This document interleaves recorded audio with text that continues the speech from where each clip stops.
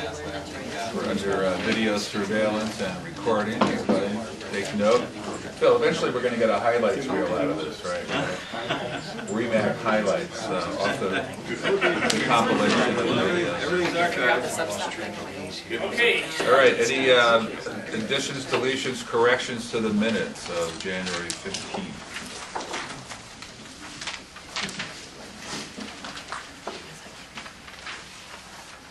Hearing none, we'll consider those approved. Garrettsville is applying to resume ALS. I sent a copy of that to all the REMAC members for review, as noted here on the 12th, and everything appears to be in order as far as the completion of the paperwork. Okay. Dr. Markowitz, are you close to this discussion? I don't know much about Garrettsville. Okay. Remind us, Who were their ALS providers? why did they lose their ALS, or why did they relinquish their ALS? Well, I believe that they just lost ALS personnel. Okay. They left the squad, if I'm not mistaken. What do they have now? What after that? So immediately. They have 1 critical care, 6 EMTs. Yeah, 1. That's all it takes. Okay. All right, and we have Their a medical director does signed approve off, of right? this. So Dr. Hodgman, is that who signed off? Husband, yeah. Yeah. Yeah. Are they going to get controlled substances? They haven't applied for that yet. They have not applied for it yet. We have not heard from them as far as control. So we'll just deal with that. They would be a Bassett. Yeah, they would have problems because of Bassett. No, someone said the Bassett was resolved. Gus? I don't know.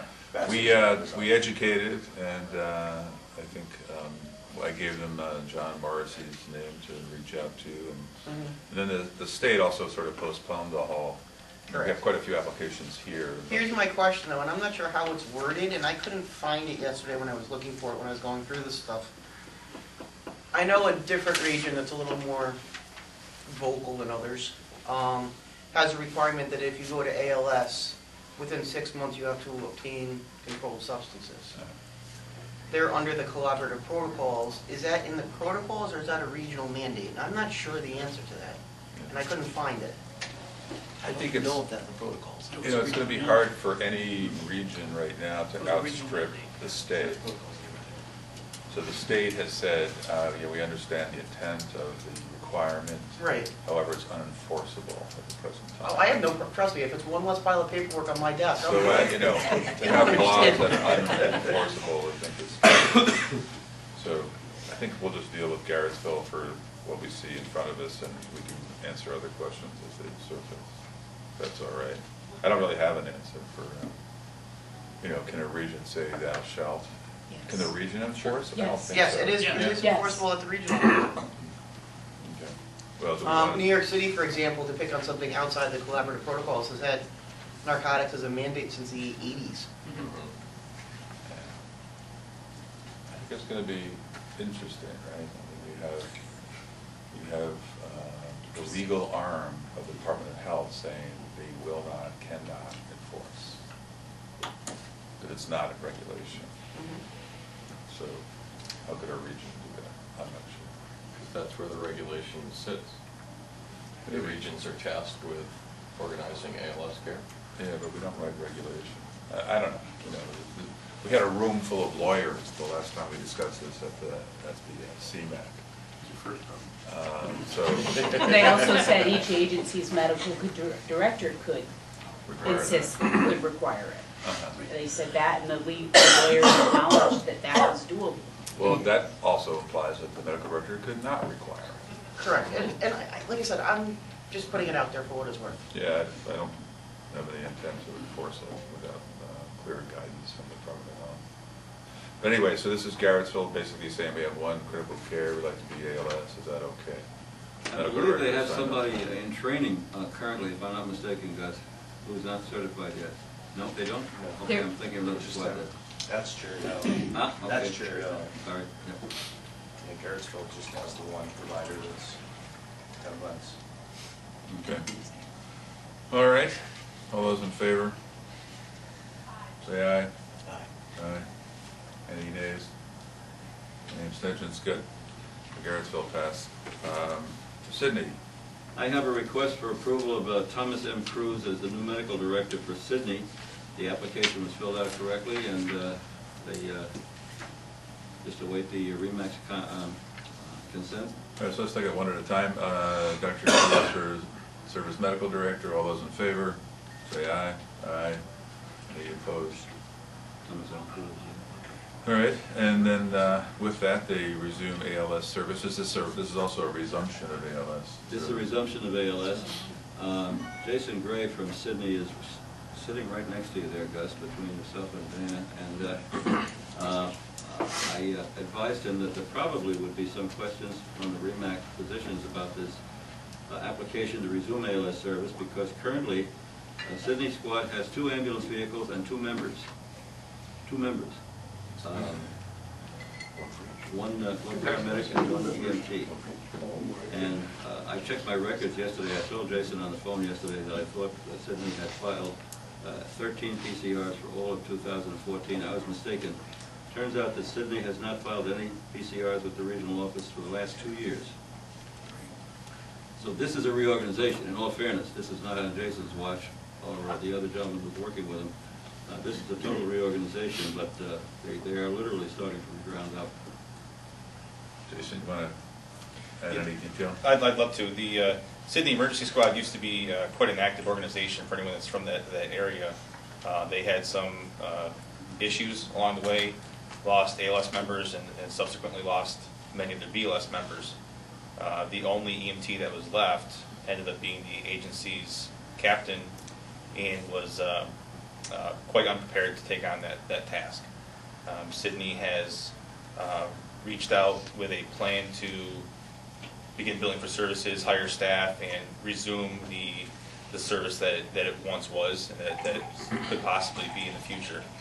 So those issues that Phil pointed out are known and are being taken care of as much as possible.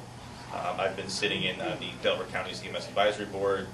We'll be working with Delaware County's QA/QI committee, and hope to resume the service back to what it once was, and begin taking on all those responsibilities that have been laxed in the last couple of years.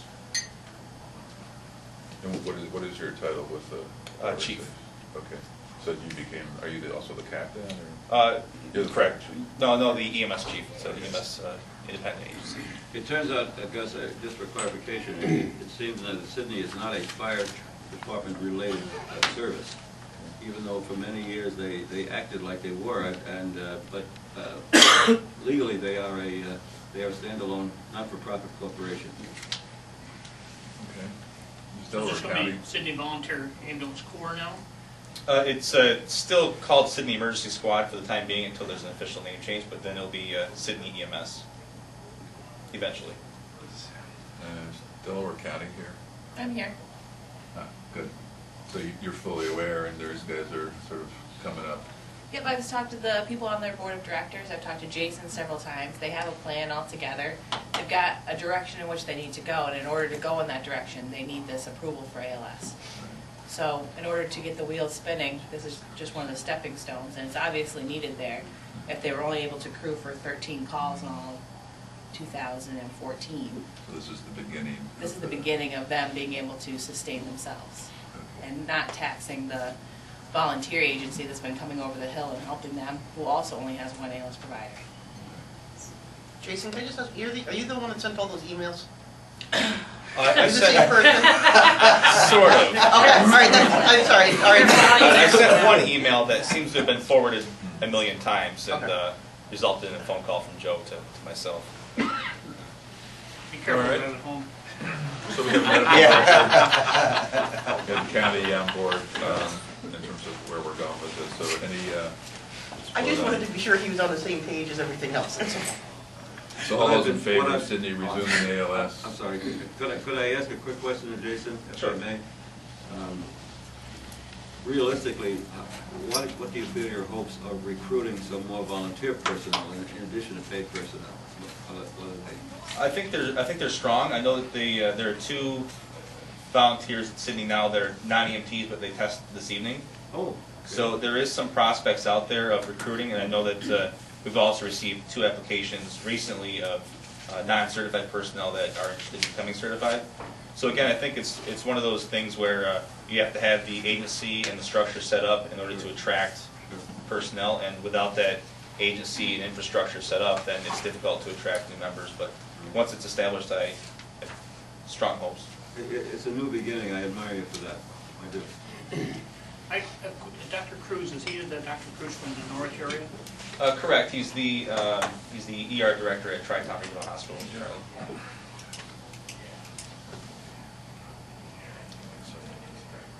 Okay, any other questions, comments? Okay, all those in favor? Aye. Any opposed? Okay. All right, ASFC request to do controlled substances. Just a word, if I may, Gus, the approval of the REMAC for an agency-controlled substance plan is not mandated by regulation, but it's always a good idea that the REMAC knows what's going on with an agency. So what I did was now that I have newly energized scanning capabilities in the office, I sent this around for REMAC review, and I also sent it to Joe and to Mary, and Mary had a comment or two on it, on the revised controlled substance operational plan, and that's where we stand right now. This is kind of informational more than anything else. Okay, Mary, you had some. From an operational standpoint, their application to add ketamine, they want to add ketamine and increase fentanyl. It's been standard policy that if anyone wants to increase the amount of fentanyl from 200 to 400, which there's only 3 of in the state that have done it, they have to provide documentation of when they've run out of drugs. You know, just saying, well, because we're an hour away from the hospital, doesn't cut it with B&E. So it would have been rejected for that, and additionally their ketamine plan was lacking a letter from their medical director acknowledging their requirements of the medical director. Basically it's the fentanyl letter with the words changed to ketamine, and that was missing from the packet. I advised Sean Wilson of the comments that I received back about his proposed revision, and Sean advised me that he would work on the corrections that were needed. And as of the close of business yesterday, email is a wonderful thing. I suppose it's a miracle it works at all. Something like a bumblebee flying, but I got a whole bunch of emails this morning that were mailed yesterday afternoon to me. They didn't come in time, so maybe Sean would have a comment about it. I do have signed copies from our medical director, and I have these that I'll give to whomever would like. I have 1 copy of each. We did go back after I received the stuff from Phil that Mary had made a comment, and we placed one definite cause that we had for the request of the increase of the fentanyl and the possible addition of the ketamine because of distance and to the local trauma center, and the request that we had during that transport for ketamine from the medical director at the trauma center to give. They're 2 separate issues, Sean. Correct. I'm sorry, but I do have papers here. I will, whoever needs, pass down to Mary for the time. Doctor signed off onto him this morning. Sean, at your convenience, if you want to send me electronically copies of that stuff. That was sent to you in those packets yesterday. They made the NARC officers did make the corrections yesterday, and I emailed it out. I looked in my inbox from my home computer, and I saw it there, but I didn't read it. Correct. And then I brought signed copies from Dr. Glenn today. Once again, the REMAC action on a controlled substance plan is not it's advisory. It's not mandated under state regulation. So, but I do bring this to the REMAC's attention whenever I get this paperwork. Yeah, ketamine is novel, I would say. There aren't that many agencies with ketamine. It's also novel within many emergency departments. Within a hospital, per federal government, moderate sedation is under the control of anesthesia. And they're not too keen on, propagating new agents, even within the ED. Ketamine is probably a safe drug, but we'd like to, I think we would like to see, requests from the medical director as to why. A single request, I can't get that single approved. request so- doesn't That's all right, I'll work on it the and we'll protocol. come back, that's all. The other thing that we have is we have a fly car service in Hamilton County that covers the southern portion of the county too, so that was another look for some increase in, because we actually have more than an hour's worth of transport if we're coming down to Nathan Latour, but if they're going even further, it could actually be upwards of an hour and a half's transport or longer at that point in time. And this is the justification for more fentanyl. V&E is very black and white. I need to show more than one specific instance where you ran out of it. I'll work with The other thing is, in this region, it's hard to justify. You've got helicopters coming at you from how many different angles? Our problem is the ones that we've had and that we've had to request to give this on medical control orders was the fact that the helicopter was not flying. It was inclement weather. Okay, so it's, I think we could take a motion to perhaps table this until we get sort of more detail and facts and medical director input. Is that acceptable? Okay. All right, JAVX, similar, no, hopefully not. JAVX would get rejected because in their agreement, I didn't get a chance to send you an email, Phil. Okay, no problem. One section of their plan said that the fentanyl would only be in ampules or vials, and I believe it's the initial agreement that they had signed by everyone, says that it included pre-filled syringes, and that's an automatic no-go. Okay. So Sandy, so we're just really witnessing the rejection by the department. It's good.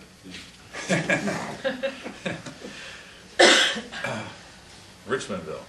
Richmondville I had no problems with, believe it or not. Okay. I questioned them. They're using old skills to pass the hospital. Yes, I saw that. They had their paperwork in order. Okay. You I don't might know be right. I don't know what Ed Hildebrand did to get it signed, but Well, if that's true, that means that the BASA probably got its act together with that, because they're trying to boilerplate their approach at all facilities. I was up there yesterday, Gus, talked to the pharmacist, and they said it's illegal, and they're not signing anything. At, I was informed it was illegal also. at the medical center? At the medical center. And I spoke with the lead pharmacist Pat 2 weeks Angelo. ago, and it was illegal with him as well. Okay, all right, well, this, And all I want to do is just amend mine. I've already got narcotics, and Bassett will not do anything or move. but are you currently supplied by BASA? Correct. Phil, No, do you I'm have- not. do you have that I'm paperwork currently with you? supplied by Fox, I'm sorry? which is do you the have that Bassett. paperwork with you for Richmondville? Oh, okay. Richmondville, yes, I do. Can you look who signed it from the hospital? The pharmacist? It's there. Can I have his phone number? Yeah.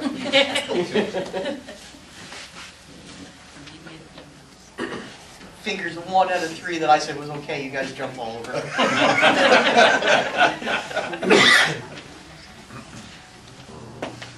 If memory serves me, he sent me an unsigned copy. Yeah, he did. He sent me an unsigned copy, and he assured me the signatures would be forthcoming. Right. I'm just Okay. quoting what I was told. I get told all kinds of things. That's not out of the garage either, that's still, There you go. okay. Moving on, Grand Gorge, Narcan. What action did you folks take on Richmond? We're not taking any action on any of these, except we're making advice.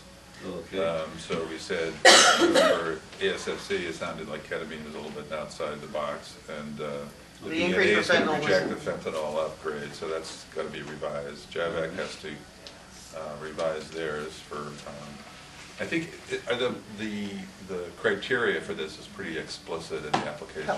Policy statement 1104 is very clear. As far as cannot include pre-filled syringes. So these squads that are going up to bat and going down, swinging,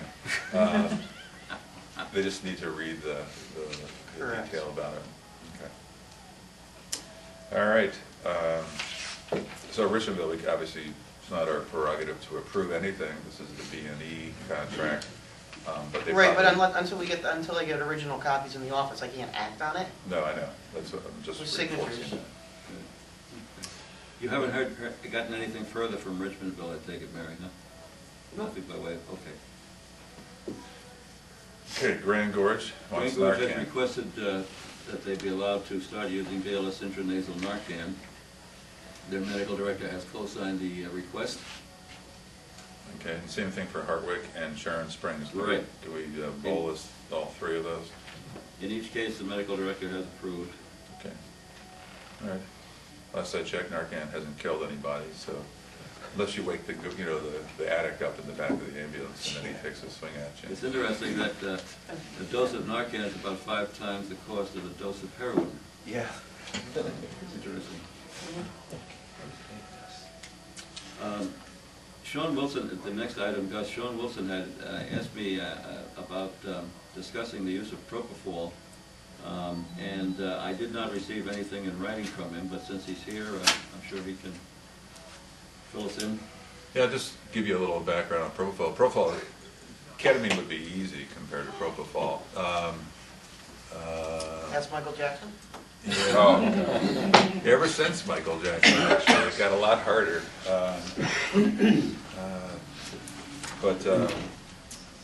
So propofol is in our institution is typically used post-intubation to sedate people while they're going somewhere. Post-intubation, the present time within Bassett facilities, it is not allowed for sedation by ED physicians, even though it is at places like Albany Med and some of the academic centers are using propofol a little bit more liberally. That doesn't happen within my institutions. So again, to the extent that EMS reflects ED practice, if facility, this is designed for inter-facility transport, if the facility gives propofol in a drip form, one of the ways to answer the question is can the agency then transport that drip, continue that drip en route to facility B, and that would, I think, be easier to cogitate about than stocking propofol, initiating propofol. I don't think so. We don't want to do that. So I don't know of any agency that's, like when I saw the wording on this, that stocks it. The other thing is it's not on the formulary, it would be the interfacility piece, and that's up to the REMAC, the local regional, you guys to, so I can say hands off on I it. don't want to stock it. It would be just I think use that's the my facility misunderstanding. from Nathan Latour to wherever they would be Yeah, transferred. Sean, in all fairness, I think that's my mistake. I misunderstood our original conversation about propofol, and I put the word stocking in when Sean never mentioned it. He mentioned having it available for inter-facility issues. Paramedic only. The only thing I can add to this is any other agency, and I don't know if any of the local agencies can speak to this, but there's very few in the state that actually use it interfacility. And the guys that do have like training up the wazoo. They're not just regular, they're just not. Sorry. We actually. I mean, you guys could probably speak better to this. We actually but- do many transports with pro running, but it is only our specialty care transport paramedics that are allowed to take those transports.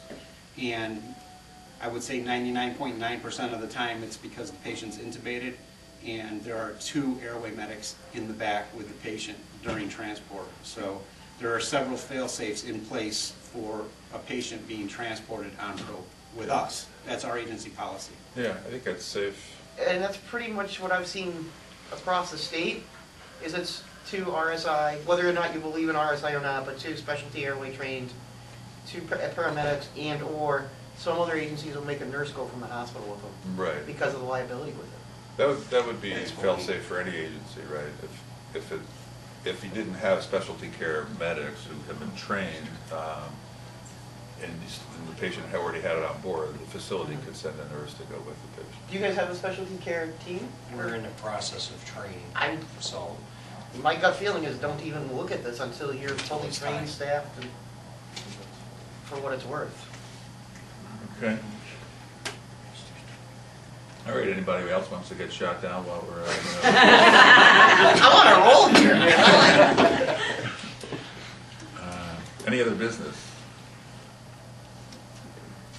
Any need for executive session? We're Yes. No information needed for an executive session today, as far as I'm Yes. concerned. It's just an awareness thing that REMAC wants us to join in on a grant for pre-hospital STEMIs and STEMI transports to the, I guess mostly it would be Ellis.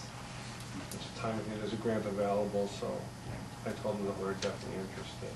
It would just be a small number of facilities would be involved in this. This is coming from Remo. Oh, Mike Dillon, yeah. From Remo. Phil, I have the excited delirium PCRs that need review.